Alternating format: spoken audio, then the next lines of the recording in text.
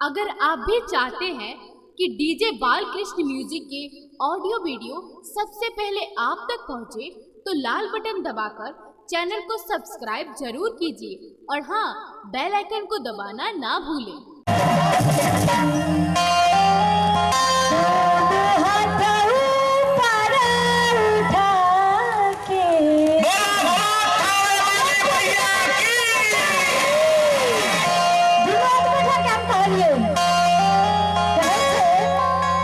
खुशी में कोना न कोना हम मैया के हाथ है, जिनका दोनों हाथ में दम हो छे, जिनका दोनों हाथ में दम है, दोनों हाथ में ठाड़ दे। प्रेम से जो हमने मैया की दोनों हाथ ऊपर यहाँ तक उठे बने तब तक त्या द्वारे भगवता से लाका भगवती से लगा पछवती दोनों हाथ उठा के दोनों हाथ ऊपर उठा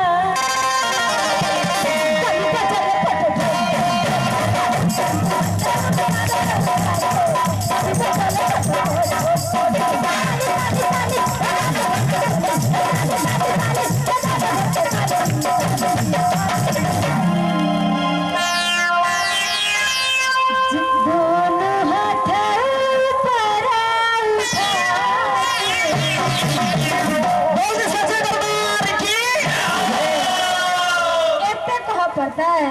जागरण का मतलब है भैरे जय का जागरण मैया का भजन के ना तो भजन हो तो भजन सब हम भी डाले छे बात जागरण में छोड़ के साथ ऑर्केस्ट्रा भी छे ते देखि सब जगह से है तो तखन तो सब अपने आप ना चलते की हां ये बात है तो जरूरत नहीं करते बाबा सब कहिला लगते अपने ने की बाबा ए बाबा ताली बजाइना